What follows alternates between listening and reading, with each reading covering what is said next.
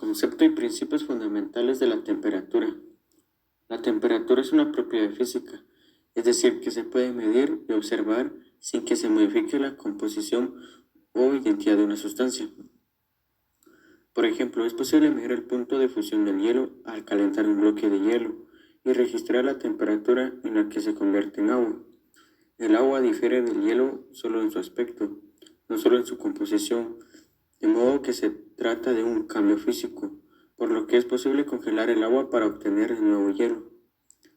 En este ejemplo sencillo que trata sobre los diferentes estados del agua, podemos decir que estos cambios ocurren debido a los estados atmosféricos, por lo que la temperatura se define como una magnitud para medir la cantidad de calor que se proporciona en diferentes estados atmosféricos. La temperatura también es un valor medido de una propiedad intensiva, y cuando hablamos de una propiedad intensiva, decimos que un cuerpo no va a depender de cuánta materia se considere, como por ejemplo, tenemos dos recipientes llenos de agua y que están a la misma temperatura. Pasando unos minutos nos da la idea de unirlos en un tercer recipiente, y con esto lograr obtener un solo volumen de agua a una misma temperatura. Entonces el resultado va a ser el mismo, que a comparación de los dos recipientes separados. Con el transcurrir del tiempo, la temperatura se logró medir por medio de instrumentos inventados. Y para medir la temperatura hay que basarse en las propiedades de la materia. Entre estas propiedades está el volumen, el color y la forma. Esto influyó mucho en el siglo XVII, cuando Galileo Galilei quiso determinar con exactitud a qué nivel de temperatura se encontraba un cuerpo, y con eso diferenciar entre calor y frío, lo que condujo a inventar el termoscopio de agua. Al pasar unos años, nuevos científicos mejoraron este instrumento agregándole escalas numéricas. Fue hasta 1714 cuando Daniel Gabriel Fahrenheit inventó el termómetro de mercurio, agregándole la escala numérica en 1724, en el cual realizó múltiples experimentos relacionados al cuerpo humano, y con esto determinar con más exactitud la temperatura en la que se encontraba un cuerpo, y que en la actualidad se usa en el país de los Estados Unidos y en cualquier parte del mundo. Escalas de medición de la temperatura. Se utilizan ya que la misma es una medida relativa. Las escalas que se basan en puntos de referencia deben ser usadas para medir la temperatura con precisión. Hay tres escalas comúnmente usadas actualmente para medir la temperatura, las cuales son la escala Fahrenheit, la escala Celsius y la escala Kelvin. Cada una de estas escalas usa una serie de divisiones basadas en diferentes puntos de referencia. Para indicar más a fondo, veremos a continuación la escala Fahrenheit. Esta escala ajustó el punto de congelamiento del agua hirviendo de 30 grados Fahrenheit a 32 grados Fahrenheit, haciendo que el intervalo del punto de ebullición y el de congelamiento del agua fuera de 180 grados. A continuación, la escala centígrada. Fue llamada escala Celsius gracias a Anders Celsius. En esta escala, el punto de congelamiento del agua se fijó en 0 grados centígrados y el punto de ebullición del agua en 100 grados centígrados. Ahora, como última escala, tenemos la escala Kelvin, en la cual el punto de congelamiento del agua es de 273.15 kelvins. Las graduaciones en esta escala son llamadas kelvins y no usan ni el término grado ni el símbolo del mismo. Y su punto de ebullición del agua está en 373.15 kelvins. Instrumentos utilizados para medir la temperatura. Dentro de estos podemos encontrar lo que es el termómetro de vidrio o el líquido. Su operación está basada en la expansión del líquido con el incremento de la temperatura. Con el incremento de la temperatura, el líquido y el vidrio del termómetro se expanden con diferentes coeficientes de expansión, causando que el líquido avance por el tubo capilar. El termómetro de resistencia. El termómetro de resistencia basa la toma de temperatura de un alambre de platino integrado dentro del termómetro. Este alambre va ligado a una resistencia eléctrica que cambia en función de la temperatura. Es un termómetro muy lento en la toma de temperatura, pero es preciso. Suele usarse para tomar la temperatura del exterior. El termopar, o más conocido como el termómetro de contacto. Se trata de termómetros que miden la temperatura a partir de una resistencia eléctrica que produce un voltaje, el cual varía en función de la temperatura de conexión. Este termómetro que toma la temperatura de forma rápida y se suele usar en los laboratorios más que todo. El termómetro sin contacto, o el más conocido como pirómetros. La medición de la temperatura se basa en la radiación del calor que desprenden de los objetos cuando se calientan. Se le denomina también como termómetros infrarrojos y se utilizan, entre otras cosas, para medir temperaturas elevadas u objetos en movimiento que estén a una distancia, ¿verdad? También tenemos los termómetros los bimetálicos. Estos termómetros están formados por dos láminas de metales de distintos coeficientes de dilatación. Cuando hay un cambio de temperatura, uno de los metales que se curva antes que el otro y el movimiento se traduce en una aguja, que a su vez marca una escala, la temperatura, ¿verdad? También están los termómetros de gas. Estos funcionan a presión constante o a volumen constante y debido a un tamaño. Estos se suelen usar más que todo en los laboratorios, ya que tienen un sistema muy preciso de medición de temperatura. También tenemos los termómetros digitales, que esos poseen un circuito electrónico, toma la temperatura y la información que se envía a un microchip y que la procesa y la muestra en una pantalla digital, ¿verdad? Numéricamente. Suelen ser muy comunes para aplicaciones o muy diversos en el hogar, la medición industrial, ser económicos, ¿verdad? Y también tenemos los termopares, que se componen de dos hilos de distintos metales o aleaciones que están unidas entre sí por puntos de soldadura. También están los sensores de resistencia. La resistencia de la medición recibe una corriente constante y se mide la calidad del voltaje que varía con el valor de la resistencia según la temperatura. También tenemos también los termistores, que la medición de temperatura se basa en una variación de la resistencia del elemento sensor según la temperatura. A diferencia de los termómetros de resistencia, los termistores tienen un coeficiente de temperatura negativa. Comportamiento de la temperatura con respecto a la presión, densidad y altura. Con respecto a la presión del gas es directamente proporcional a su temperatura. Entonces se dice que si aumentamos la temperatura, aumentará la presión, y si disminuimos la temperatura, disminuirá la presión.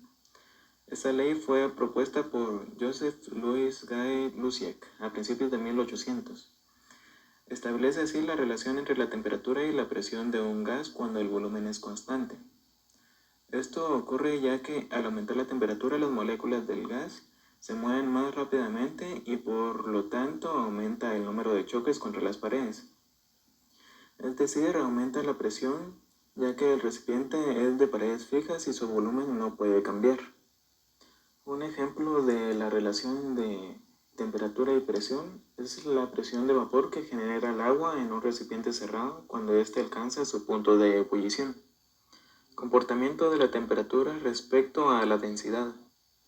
En general, la densidad de una sustancia varía cuando cambia la presión o la temperatura. Como regla general, al aumentar la temperatura, la densidad disminuye, si la presión permanece constante. Casi todos los materiales se expanden al aumentar la temperatura. Por esta razón, podemos decir que la densidad es inversamente proporcional a la temperatura y que la densidad es inversamente proporcional al volumen. Comportamiento de la temperatura respecto a la altura. En general, se sabe que a mayor altura, menor temperatura. A esta variación se le conoce por el nombre de gradiente térmico vertical, y es debido a que la fuente de calor que está irradiando la atmósfera proviene del suelo. Así, cuanto más alejada de la fuente, más baja la temperatura en la atmósfera será. Esta gradiente puede verse afectada por varios procesos, como una bajada o subida brusca de la temperatura del suelo o fuertes vientos. Un efecto de estos procesos es la inversión térmica. Es uno de los fenómenos provocados por el rápido enfriamiento de la temperatura del suelo por efectos de la radiación. Esto causa que el aire que se encuentra en contacto con él se enfríe rápidamente. Los isotermas. Podemos dar una definición sobre los isotermas, que prácticamente es una curva que une los vértices en un plano cartográfico, que presentan las mismas temperaturas en la unidad de tiempo considerada. Podemos dar otra definición sobre esto, que es un elemento y una herramienta que resulta fundamental a la hora de la medición de temperaturas de una zona determinada, o que es una curva que une aquellos puntos que presentan la misma temperatura en una unidad de tiempo considerada. Este término prácticamente lo que quiere decir es que en una gráfica, en un plano, une vértices, une puntos con una misma temperatura en un tiempo considerado, en un determinado tiempo. Podemos decir que este proceso isotérmico o proceso isotermo, resulta ser el cambio de temperatura reversible en un sistema termodinámico, siendo el mencionado cambio constante para todo el sistema. Podemos dar un pequeño ejemplo sobre esto, que es la expansión de un gas sobre un termostato. Se coloca ese gas para que haga contacto térmico con otro sistema de capacidad calorífica grande y que estén a la misma temperatura que el gas. El calor se transferirá muy lentamente, facilitando que el gas se expanda. El tema isoterma es un tema algo sencillo, ya que no representa mayor cosa, ya que pues visto en las definiciones es una curva, ¿verdad? Son vértices, son puntos en un plano prácticamente que referencian la temperatura. Transferencia de calor. En física se puede definir como el proceso por el que se intercambia energía en forma de calor entre distintos cuerpos o diferentes partes de un mismo cuerpo que están a distinta temperatura. Un claro ejemplo de ello lo podemos notar cuando nos frotamos las manos para calentarlas y colocarlas en las orejas o en las mejillas cuando tenemos frío. Ahí estamos transfiriéndole calor a una parte de nuestro cuerpo que está a distinta temperatura. El calor se puede transferir por medio de 3 maneras distintas, que son conducción, convección y radiación. La primera de ellas es la conducción. Este tipo de transferencia se da a través de un objeto sólido. Entre los sólidos, la única manera de transferir calor es por medio de la conducción. Por ejemplo, si se calienta el extremo de una varilla metálica en el fuego, de forma que ésta aumente su temperatura, el calor se transmitirá hasta el extremo más frío por conducción. Otro claro ejemplo de ello es cuando cocinamos. Por ejemplo, si se coloca un sartén en el fuego, este se calienta, y se coloca una cuchara, llegará un punto en el que la cuchara llegará a la misma temperatura que el sartén. Ahí el calor fluirá a través del objeto de mayor temperatura, que en este caso será el sartén, hacia el de menor temperatura, que será la cuchara, buscando alcanzar el equilibrio térmico, o sea que ambos estarán a la misma temperatura. Bueno, yo les voy a hablar un poco sobre la radiación. El fenómeno de la radiación es la propagación de energía en forma de ondas electromagnéticas o partículas subatómicas a través del vacío o de un medio material. Hay varios tipos de radiación, así como está la radiación en ondas electromagnéticas, así como los rayos UV, los rayos gamma o los rayos X. A esta se le llama, bueno, como su nombre dice, radiación electromagnética. Y también existe la radiación corpuscular, que es la radiación transmitida en forma de partículas subatómicas, así como las partículas alfa y las partículas beta. Y también entran en esto los neutrones, que se mueven a gran velocidad con apreciable transporte de energía. También hay efectos, esto tiene bastantes efectos en el ser humano, pero depende de la onda que recibamos o la dosis que recibamos, que se miden en milisieverts, nos puede afectar o no. Por ejemplo, de 0 a 0.5 milisieverts no nos va a producir ningún efecto. De 0.25 a 1 vamos a sentir náuseas y los ganglios linfáticos se dañan, al igual que la médula ósea. De 1 a 3 milisieverts ocurren náuseas leves y agudas, hay pérdida del apetito, infección en la médula ósea más severa que la anterior, y también se dañan uno que otros órganos. De 3 a 6 ya es una dosis mucho más letal, pero sin embargo no es fatal. Así, esto causa náusea severa, pérdida del apetito, hemorragias, infecciones y diarreas, así como de 6 a 10 milisieverts. Son los mismos síntomas que el anterior, solo que se deteriora el sistema nervioso central y también puede haber posible muerte. Y una dosis mayor a 10 milisieverts produce parálisis y una muerte casi instantánea. Gracias. La temperatura de los océanos. La principal fuente de calor para el océano es la radiación solar.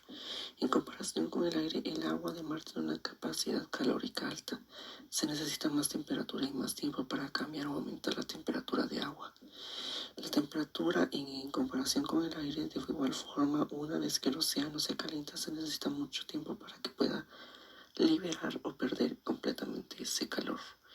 En el mar ocurre una disminución de temperatura con una profundidad. La zona conocida como la termóclina es la región donde la temperatura de agua cambia rápidamente con la profundidad. El agua del océano es salada o salina y contiene minerales y gases disueltos. Además tiene una capacidad calórica alta y puede variar la densidad dependiendo de la temperatura y salinidad. Las propiedades físicas, químicas, biológicas del agua oceánica. Esta separación de temperaturas en los océanos es la capacidad superficial del agua templada entre 13 a 30 grados centígrados en los primeros 100 metros. Por debajo de esta capa, el agua tiene una capacidad más fría entre 5 a menos 2 grados centígrados. Esta temperatura puede variar dependiendo de la ubicación y con la temporada en la que el agua está más cálida en las zonas templadas y ecuatoriales y más fría y cerca de los polos. También es más cálida en verano y más fría en invierno de cada hemisferio. La temperatura superficial del promedio del océano es de 17 grados Celsius. Los mares polares pueden ser tan fríos como de menos 2 grados Celsius, mientras que el Golfo Pérsico puede ser tan cálido como de 36 grados Celsius. En el Mar Caribe las temperaturas superficiales promedios fluctúan entre 28 y 31 grados centígrados. En el promedio las temperaturas globales del océano han cambiado con los años. Entre 1901 al 2012, las temperaturas aumentaron a un promedio de 0.14 grados Fahrenheit por cada década, 1.4 grados Fahrenheit por siglo. Desde 1970 han aumentado entre 0.31 y 0.48 grados Fahrenheit por década. Esta tendencia se ha explicado por el calentamiento global, que es un cambio acelerado del clima, y este calentamiento ha ocurrido en los primeros 700 metros de profundidad, donde en gran parte de la vida marina se producen los organismos más vulnerables. Los cambios de temperatura del mar En gran parte de la vida marina se produce un organismo más vulnerable a cambio de la temperatura del mar, que es el coral. Otras consecuencias del cambio climático incluyen el aumento del nivel del mar y la inundación o erosión de las costas y el desarrollo de especies invasivas en migración. Esto ha sido todo por hoy. Muchas gracias por tu atención. Espero que haya quedado todo claro. Y alguna duda, por favor déjala en los comentarios. Muchas gracias y a continuación las referencias.